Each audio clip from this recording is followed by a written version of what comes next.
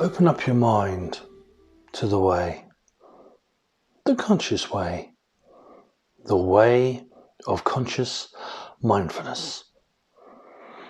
Podcast with me, Sifu Boggie. Sifu means guide, muse, somebody who points you along the way, who guides you on your path.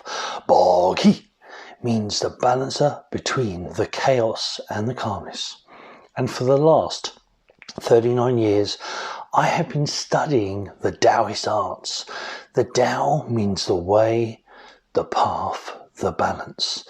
And I've been studying different arts, different techniques, different skills like Tai Chi, Qigong, Tit Ta, Tui Na, Chinese massage, reflexology, acupressure, 5-element cooking, 5-element healing, Jing and Shen, which is Chinese Reiki, Eastern Reiki, and many, many other techniques.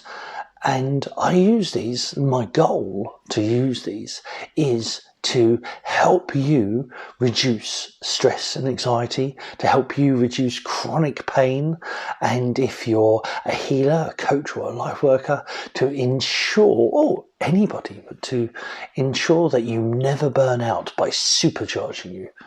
That's what the Daoist skills, these Daoist techniques can do. So that's who I am. That's what I do. What's this show all about? Well, this show is sit down with Sifu on a Saturday. Hello, Saturday. And today's episode is the way, or the Tao, of the Three Ones. Now, within Daoist numerology, which we'll do a podcast on that at some point, there are many different numbers, but within everything within Taoism, everything means something. And so all the numerology, they are all metaphors or philosophies of different stuff. So the Three Ones, now we talked about the 3 M's, which is part of the 3-1 philosophy. So the 3 M's, medical, martial, and meditational. And so within the Daoist philosophy, everything, all techniques have a martial side, which can be fitness. In peacetime, that would be fitness. In wartime, that would be, or if you've been attacked, that would be martial or self-defense. Medical, so self-healing and then healing of others, because it always starts off with you. And then meditational, which is also spirit, connecting with source, the divine, connecting with yourself, which is also the divine. Everything is the divine. So the 3 M's is part of this 3-1 theory. And like I say, there's actually many different variations of this. So we started to talk on the show about General Qaun, the Sacred Child, and then probably next week I will do Kuan Yin, because Kuan Yin is quite well known, so I've sort of saved that one for a little bit later and skipped a little bit. But they are part of the 3 ones. So General Qaun, Kuan Yin, and the Sacred Child is the divine masculine, the divine feminine, and the Sacred Child. They all intermingle and balance together. Now, as I said, because the Tao means the way, the path, the balance, there are many ways. And these many different ways are there to help you balance your path. Whether you need them now or in the future, they're always there. They always exist, like the trees and the wind. You know, they'll always be there in some form. And Qi itself. So within the Daoist philosophies, the numerology sort of shows you different philosophies. So the 0, nothing, is Wu Qi. The 1 is Zen or Chan in Chinese. And Zen is focus, is pure focus concentration. And as I said, in Chinese it's Chan. We'll do a podcast on that at some point. Then you have the 2, which is the yin and the yang, which again, we'll do one soon on that one. but I wanted to come to the three, because the three for me is really important. The three ones, the philosophies of the three ones, you will find within, especially the skill set of the DragonDog Shaman. They very much use the three ones. It's the fundamentals of life, especially one of those three ones that I'll talk about in a minute. But you will also find that three ones within different symbols, within different understandings. But that three ones, you'll find not just within Taoism, it's within other cultures as well. The Holy Trinity. In Christianity, it was eventually became the Father, the Son, and the Holy Ghost. It actually is something else, but that's a podcast for another time. So the three ones is a formula.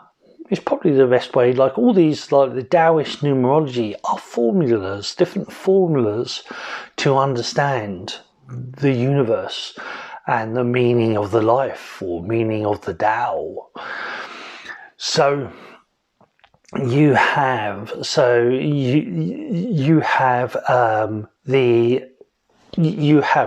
three ones, which represents different things. So you've got Qaun, General Qaun, and the Sacred Child, and they're like the three deities or the three virtues of sorts. It's the different energies of the divine feminine energy, the divine masculine energy, and the Sacred Child energy. And they're important. They're important, as I always say, whether you're woman, man, banana, or goat. Those energies are really important, because inside you have a masculine side, that assertive side, that to create things, to get things started, is seen, you can agree or disagree, but it's seen as a masculine virtue. To keep things going, to nurture and that loving aspect is seen as the divine feminine side.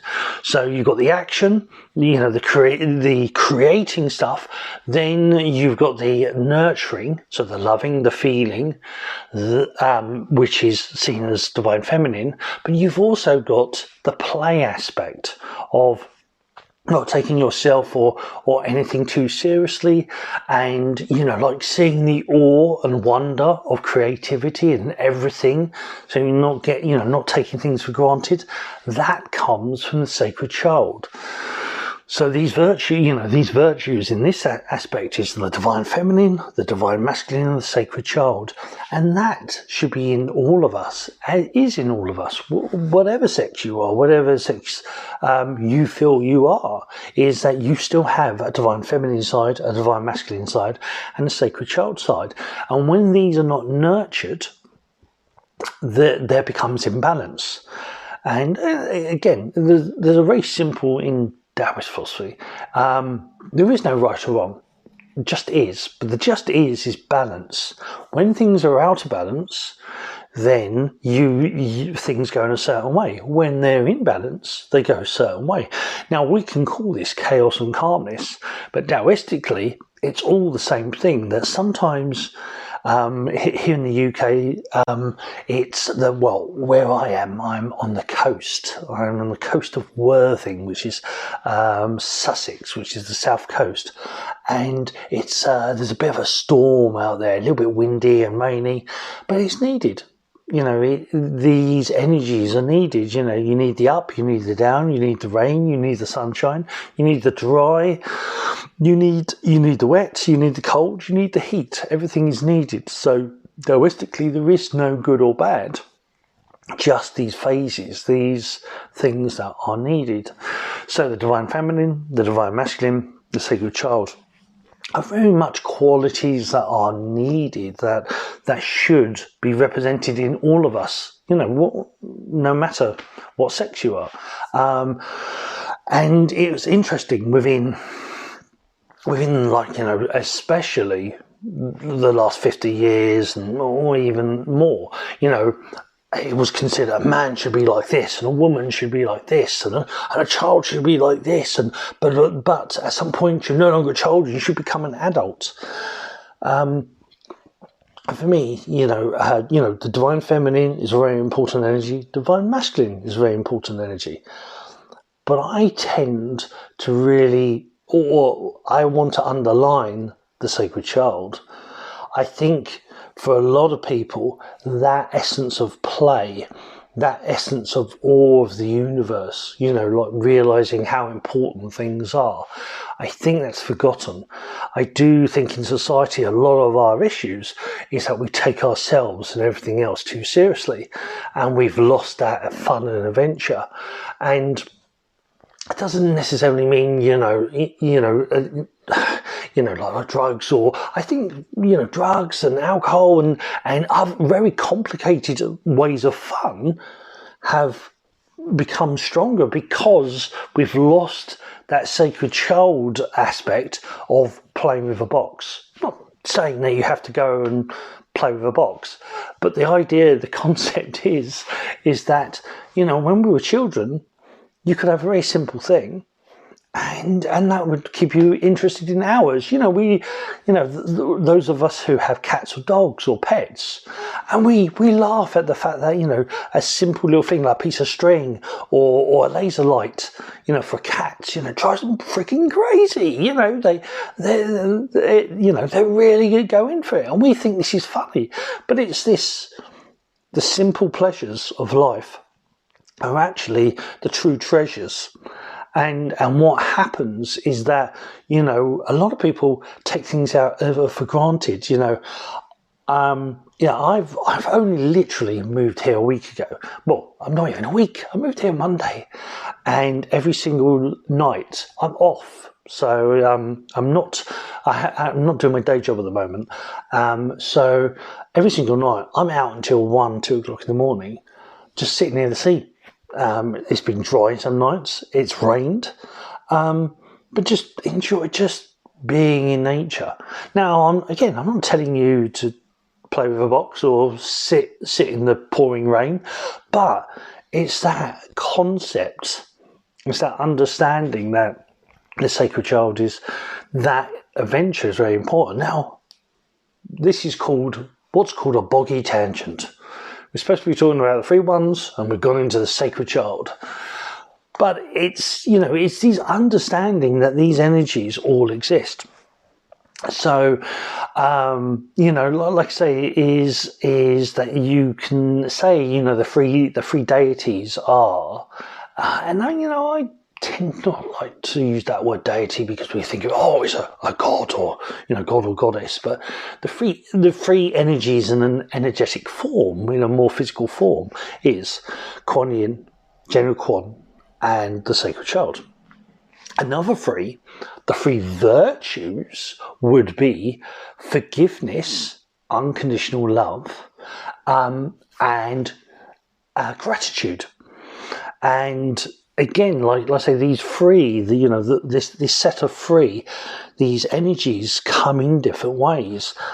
So this whole concept of the free virtues is that if you can adhere to those free virtues every single day, you will find yourself on the Tao. You'll find yourself on a balanced path. What do I mean by that? So unconditional love, forgiveness, and gratitude.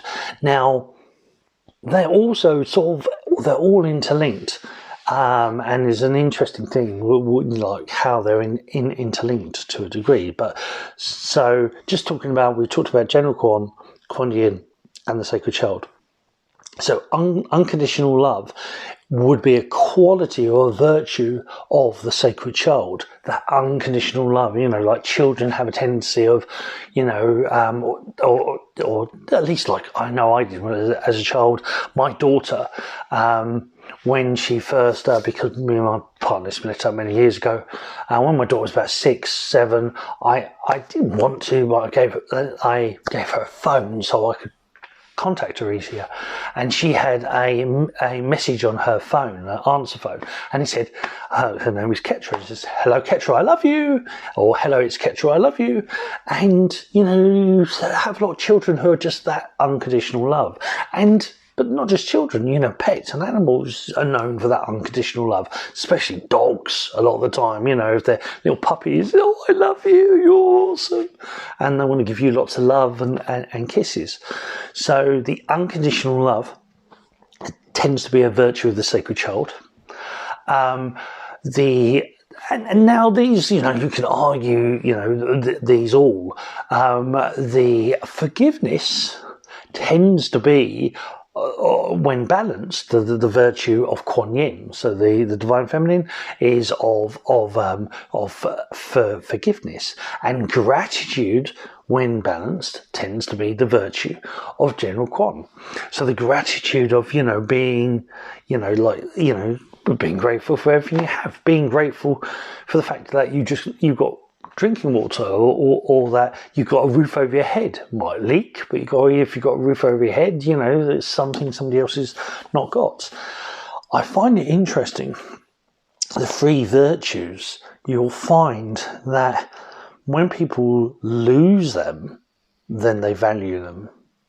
Meaning, like, for you know, my father passed away not so long ago, and I've noticed this in the past. When he got terminal cancer, or when people get a terminal illness, suddenly they want to show their love to everything. They want to show their gratitude to everything. They suddenly realise how important things are. And they start to forgive stuff, you know, they start to, you know, realise, you know, that things don't matter as much as they thought. And it's an interesting thing within our society that we get caught up in this, "Oh, you hurt me, you know, you did this, you trod on my toe, you know, you used my fork." And we get caught up in these plays, we get caught up in these routines, and it's when something massive happens, it's, you know, like you know, when you find out, you know, you have a very serious illness, or you lose somebody, or you have some sort of injury or accident, we then get faced with these three virtues, or at least one, you know, one or two of them. And so it's interesting, at least for me, as a child, I grew up, my parents were, my mum was Catholic, and my nan, who was Irish, she was very strong Catholic. And there's a saying that I was taught that, you know, treat every day as if it was your last. You know, if you were dying tomorrow, you know, treat every day, what would you do? And it's a very interesting concept, that when you think, you know, if tomorrow was your last day, what would you do today? Or if you had a week, a month, what would you do? What would you do differently to what you're doing right now? How would you treat people differently to how you treat them right now? And then when you think about that, it's like, well, then why aren't you doing that already? You know, that unconditional. Why aren't you telling the people that you love them? Why aren't you? Why, you know? Why? What's the reason? And then when you tell the reason, okay, but why? Because that's like the child thing. Remember, like when you ever dealt with children, they say, "Mum, why are forks? Why are they called forks?" "Well, it's this." "But why? What is this? Why? That, you know, annoys people. But that why question actually, and that's another concept for another time, but this why, this asking, there's in Zen or Chan, there's a thing called the 1,000 cuts. The question of the 1,000 cuts, that you keep asking questions until there's no more answers. You cut away, because the truth is, we make these answers up because it gives us stability and it makes things in a certain way. But the truth is, things are what they are and they can be what you want them to be. So the truth of the thousand cuts is this cutting away, with questions, cutting away everything until you're left with just what it is, just it is. So this thing on the why, this thing of, gratitude, forgiveness and unconditional love. Why aren't we being more loving? Why? Why, why is it that, we have to wait until something happens for us to tell people how much we love them? It's one thing ever since a kid, as a kid, in England, and as a child, you get to a certain point and they say, you shouldn't kiss your adults anymore. That may be deemed inappropriate, or and my granddad, and my dad hadn't cuddled or kissed his dad for 20 years, maybe more than that. And as a teenager, as I got into teenage years, I was told, you shouldn't kiss granddad anymore. A man shouldn't do that. Why? Well, because they shouldn't. But why? Because they shouldn't. Why? Because they shouldn't. And it was like, well, I'm going to do it anyway. Me being me. So I continued, 15, 16, 17, 18 years old. I still kissed my granddad and gave him a cuddle. And the interesting thing on that was that it eventually it changed my dad, and my dad started, giving his father a kiss again and cuddling, because it's like, yeah, but why? Well, why? Why? Just because we say we can't do that, why are we? It's not harming anybody. That's my granddad. So what's the problem? So this thing of, if you would do if something, if you were going to, no longer be here in a day, an hour, a month's time, and you would do things differently, why are you not doing that now? It's a very mind-blowing concept for a lot of people. But it's this whole thing of, why aren't you being unconditional love? The people you love, why aren't you telling them you love them? And even to the fact of telling strangers, like children's, I love you. Because they just want to love the world. They want to love energy. And what, is that as long as you don't encroach in certain ways and don't take advantage in that way. But unconditional love is what Buddha is all about. Unconditional love. Christ was supposed to all about. Allah is supposed to be all about that unconditional love, about sending the love out to the world, to the universe. So why aren't we doing this? Maybe we'll do a podcast on the why. just stand and go, why? But so the unconditional love, then the forgiveness. Is that if you can forgive somebody, why haven't you? Is that, or if you would forgive them on theirs or your deathbed, why haven't you done it already? I tend to, I can explode, I can get angry on some things to wind me up, but I forgive very quickly. I tend, because I've had friends pass away, and I know that if something was to happen and I didn't say what I want, that deep down I didn't tell them I love them, and deep down I didn't tell them that I thought they were awesome, I was grateful for them, but we'll get to that in a second. I didn't say, I'm sorry, please forgive me, and I definitely forgive you. If I hadn't got that opportunity, I would regret it. And I knew that. In a way, I knew that even as a kid, that, gratitude. And I try, I was brought up with please and thank yous. And I try to do that, not so much, as just it's an automatic, but it's, oh, thank you very much. It's, that is you're receiving, even like students, I thank the students because they allow me to learn, they give me the opportunity to learn themselves. And that goes into, in a way, the gratitude. Gratitude is the sacred child, is that to a degree. I know we said unconditional love is the sacred child, but also that gratitude, well, it's that awe and that wonder. All these things that happen, but even the sour things, even what we call the negative things. How many times has a bad thing happened that's led to something good?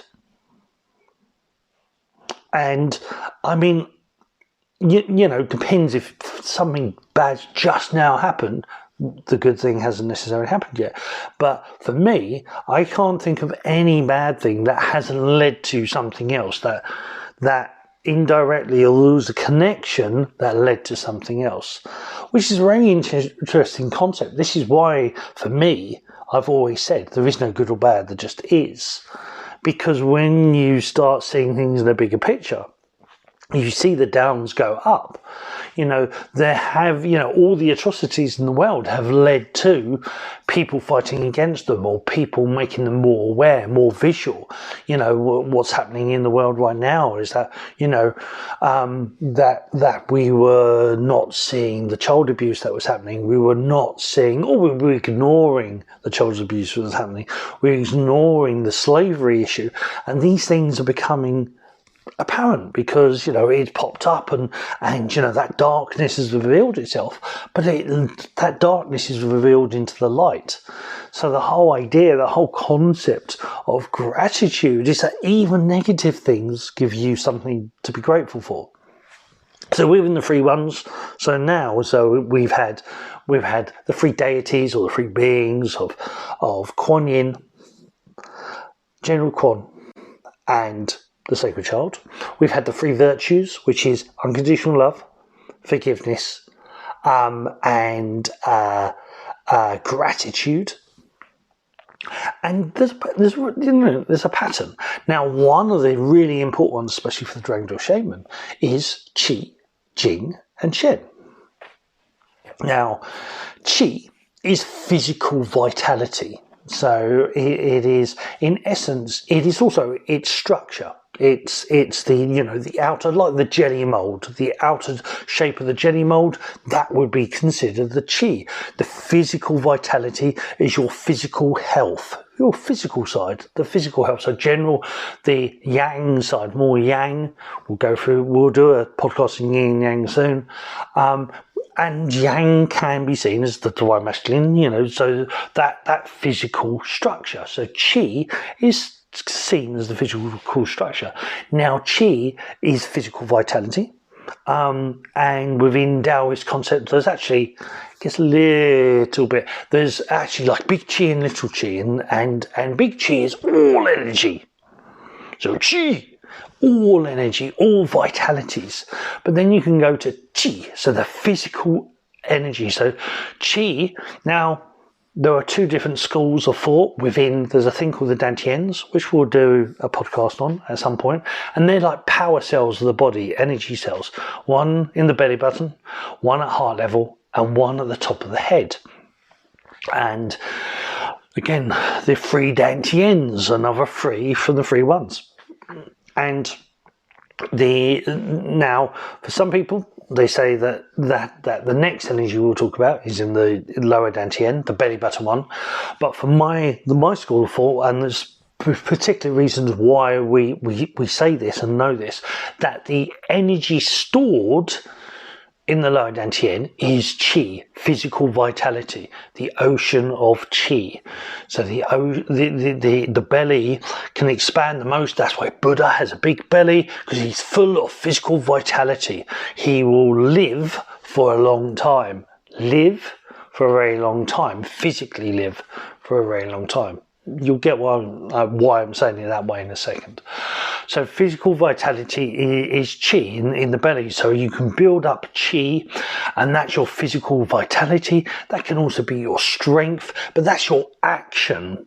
That's, you know, the actions behind something. Okay. Then the next energy is Jing. Jing, that also qi can be spelt Qi, or it can also be spelt CHI, because there's two ways of translating. There is the Pinyin translation, which is Chinese into English, and there's the Wade Giles translation, which is the Chinese into English, but Chinese English interpretation. So the Wade Giles way spells Qi, CHI. And then the word Qigong, and there's different words, they'll have a whole different spelling. So even the word Daoist, in Wade Giles, it's spelt with a T, so it's T-A-A-O, so Tao in essence. But so if you see the word T-A-O and D-A-O, or if you hear Taoist and you hear Daoist, it's actually the same word. Now, how the Chinese would actually say it's Dao, but there's almost a slight T in there. So Taoist. So there's a slight little T in there as well. But so CHI is Qi and QI is Qi. So it's physical vitality. Now there's a lot more to that, and Qigongs, again, Qigong is more about all the energies, but there are energies that can focus more on the physical side, and there are energies that focus on the other two, which we'll get into shortly. So the next one is Jing. So Jing, so it tends to be spelt J-I-N-G. I'm trying to remember how the Wade Giles way of spelling it. I always forget that. I always use Jing. I use just J-I-N-G. So Jing is emotional vitality. So emotional vitality comes from the heart. It comes in, or at least in the Dantian, it's stored in the heart. So pure Qi is stored in the belly, in the lower Dantian. So pure, you know, you go from raw Qi into cultivated or pure Qi. So raw Jing into cultivated or pure Jing, and so on and so forth. So like the yin and yang, you have a raw version and a cultivated version. And I will talk more about this in another podcast, because this is more about the 3-1. So I'm just sort of giving you a little bit of the, you know, just the basics for now. So you've got Qi, and especially the cultivated Qi is stored in the belly. Jing, which is emotion, all emotions, not just happiness, but all emotions, or sadness, but all emotions are Jing.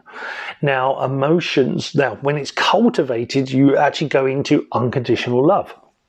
So remember about the 3 virtues? Well, that virtue of unconditional love would be Jing. It would be Jing orientated.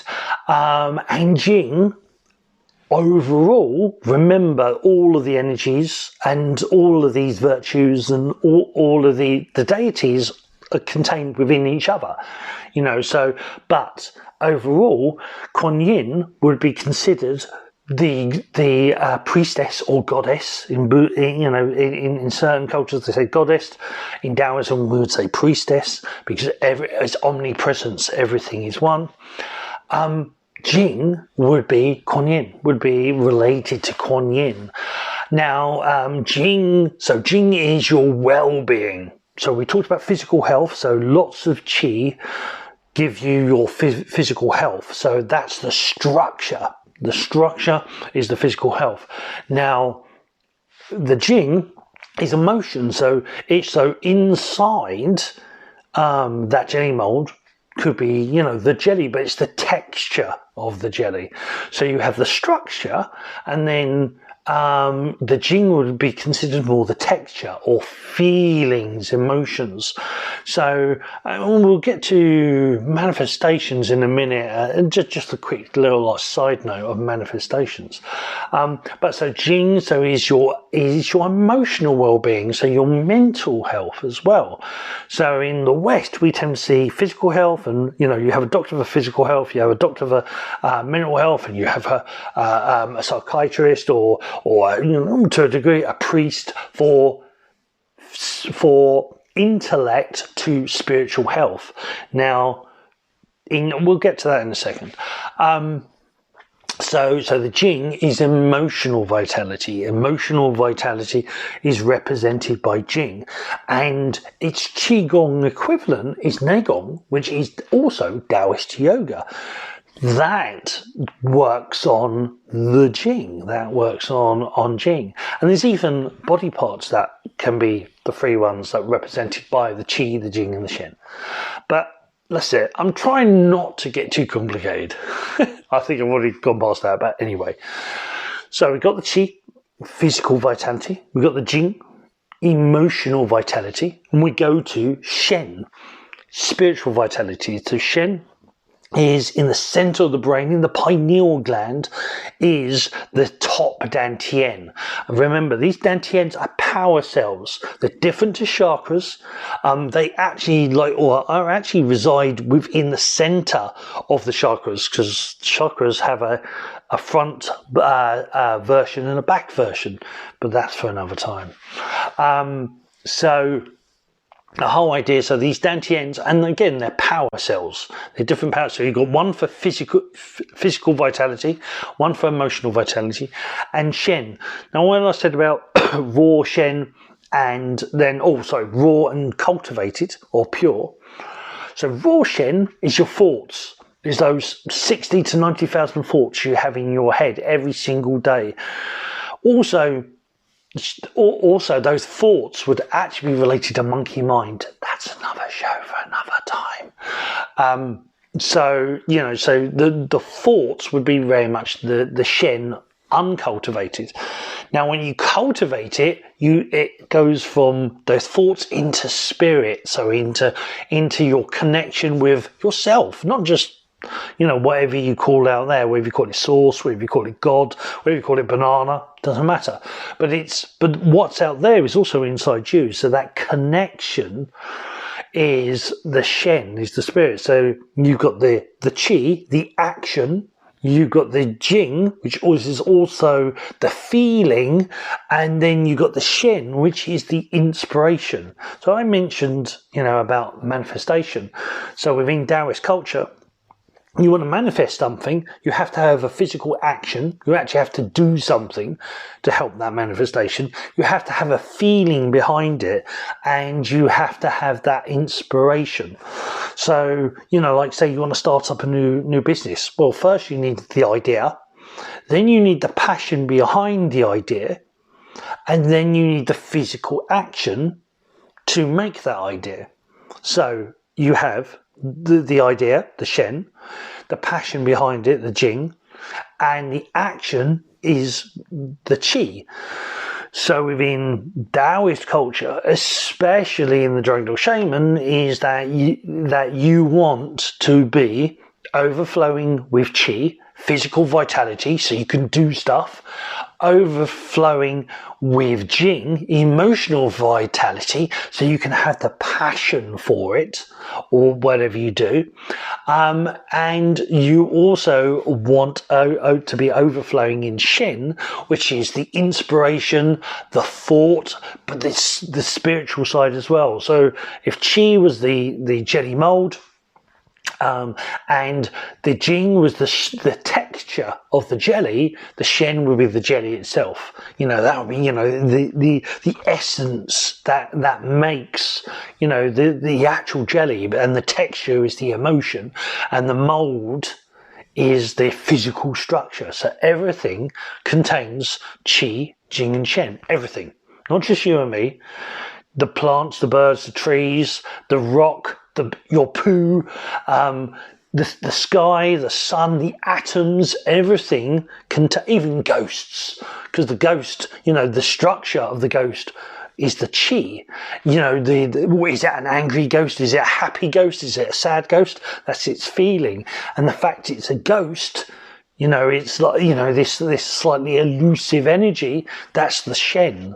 So everything relates to Qi, Jing and Shen. But so the whole thing of the three ones, there's all these different concepts, you know. So, you know, you've got the concepts of, you've got the three virtues: forgiveness, gratitude, and unconditional love. You've got the three deities, or the three energies, or, you know, three qualities of Kuan Yin, General Qaun, and the sacred child, or divine masculine, divine feminine, or divine feminine, divine masculine, and the divine child, you know, that inspiration, that awe, the wonder. You've got the energies, the three energies, which are the Qi, the Jing, and the Shen, the physical vitality, the emotional vitality, and the spiritual vitality. So the three ones is a sign. So the three ones on YouTube, if you're watching this on YouTube, you'll actually see the sign. Now, it has been corrupted. You will find it in certain things now, but everything gets corrupted, everything gets flips. The swastika is actually an ancient symbol of creativity, but it was the Nazis that used it in a different way. They used it for their purposes, and this happens with a lot of symbols, that they get misused or reused, redirected to be used in a certain way. So the 3-1 symbol, so if you know of the Tai Chi symbol, which is like two little fish and two little dots in those fish, one's black, one's red. The 3 1s, it's 3 of those. So it's a circle with 3 of those. So you get 3 little fish with 3 little dots. Now, sometimes it can just be 2 colours. So it can be like red and white, or black and white, all 3. But you can actually see them in 3 different colours as well.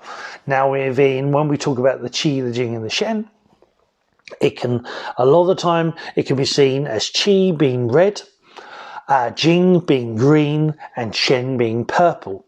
Doesn't, you know, it's not set in stone. It doesn't have to be that way, but that is one way. It's one of the ways that sort of, so our students sort of know what is what. We use Qi as red, Jing as green, and purple as Shen.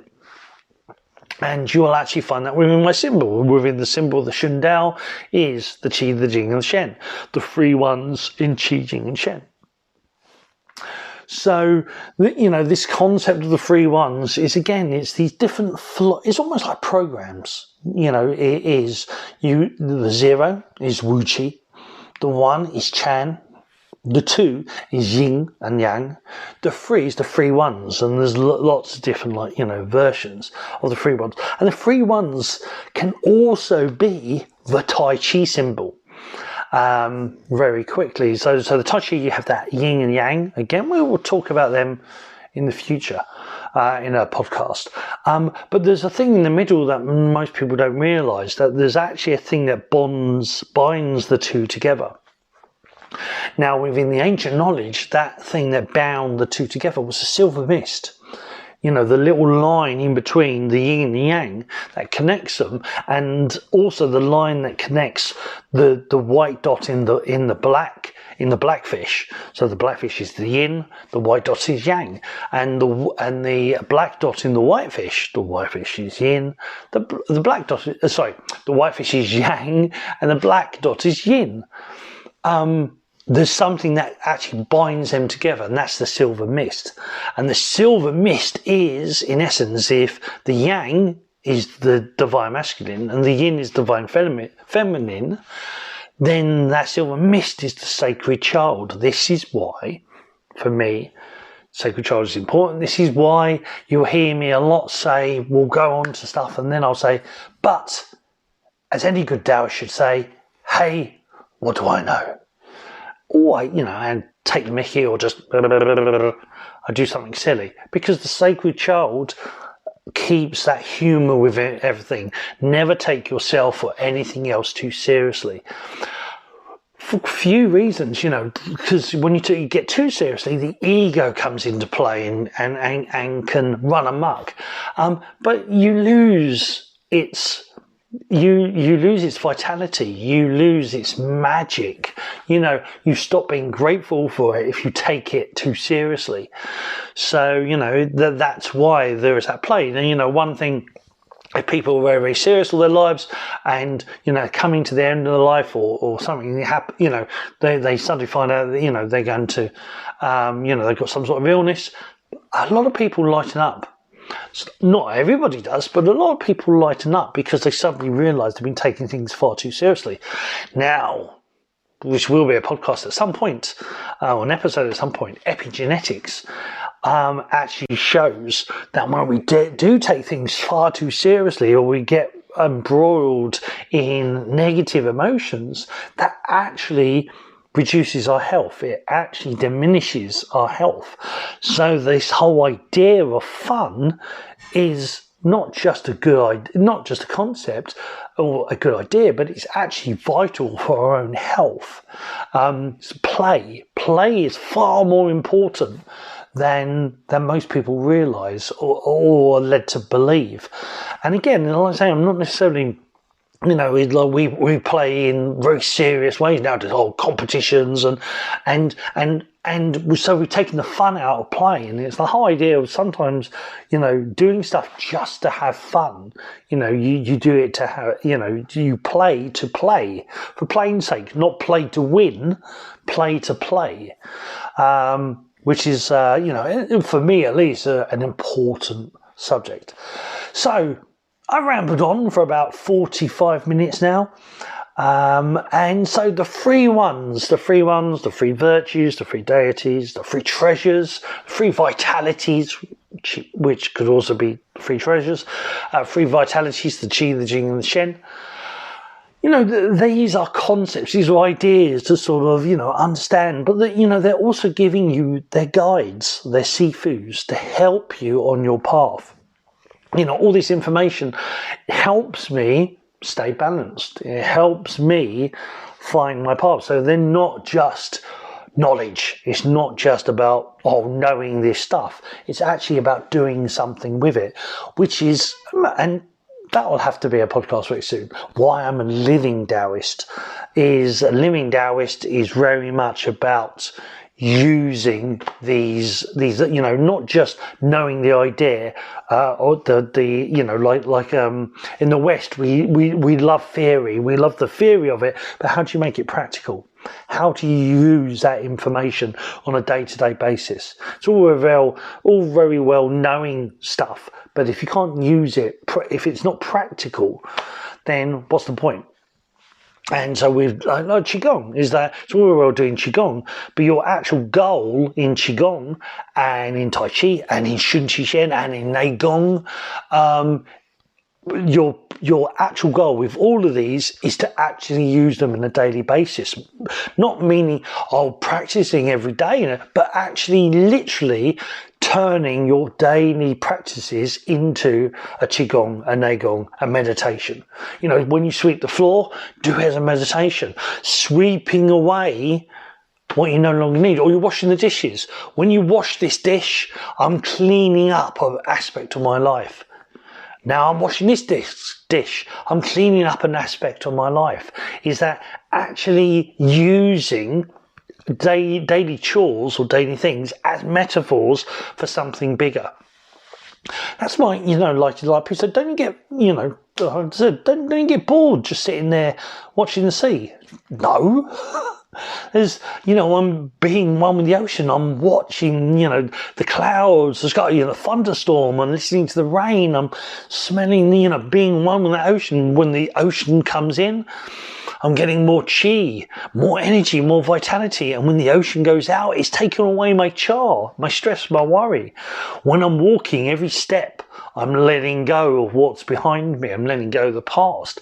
Everything is a Qigong. Everything is a Daoist yoga, a Neigong. Everything is a Daoist meditation, a Shengong. Everything can be a way of enlightening your life, empowering your life, of supercharging your life. everything you do, you know, that's the point. We're meant to play with stuff. We're not meant just to sit there and zone out. I mean, don't get me wrong, sometimes, you know, that's good as well. That's good to do it. But you're meant to be one with the universe. You're meant to, you know, enwrap yourself, immerse yourself in this reality. But, as any good Daoist should say, hey, what do I know? But anyway, so hope you've enjoyed this episode. Now, if you've got any questions, and I hope you do, why don't you contact me? And I would love to, you know, if people have any questions, is to just message me, and I can add them to the next Sifu on a Saturday, or Sit Down with Sifu on a Saturday. Forgot my own title then. You know, I would love, or if you'd actually like to come on as a guest and ask me certain questions on certain stuff, again, I would love this. You know, it's awesome is that because that's living Dao, that's interactive, being interactive with this information. It's not just there to be to know as knowledge. It's wisdom, so it needs to be used, it needs to be learnt, it needs to be understood. That's the point. So if you do want to ask me questions, well, you can find me on Instagram, Sifu.Boggie. You'll find me there. You can private message me, DM me on there. You can find me on Facebook. On Facebook, my actual profile is Sifu Boggie, SIFU BOGGIE. But you can also find me on the page The Way of Conscious Mindfulness. I'm also on Discord. That link will be down below. I'm not even on LinkedIn. LinkedIn, I'm under Paul Sifu Boggie Brighton. And on YouTube, don't forget YouTube. YouTube, Sifu Boggie. So and Twitter as well, Sifu Boggie. You know, I'm here then everywhere. Put in Sifu Boggie, you'll probably find me. Now, also, I'm on the wonderful Bring Me to Life on their audios, as well as on Spotify. You will see all the different shows, the two versions, the Monday show, which is the interview show, and the Saturday show, which is more of this, the podcast show. Now, if you're interested in learning, well, right now you can find me on Patreon, www.patreon.com/Sifu Boggie, and that has the Shun Dao School. So the Shun Dao School, we teach Qigong, we teach Jing and Shen, which is Chinese Reiki, and we also teach Eastern Reiki, which is slightly different to the Reiki known in the West. There's the actual traditional version in the East actually contains Qigong, or Hatsui Ho as it's called in Japanese, and it's more of a regular thing rather than a one-off or set workshops. It was meant to be an ongoing journey, so you actually had classes rather than you did a course. So if you're interested in either of those two, you can find me on, again, www.patreon.com/Sifu Boggie, and the Shun Dao School is there.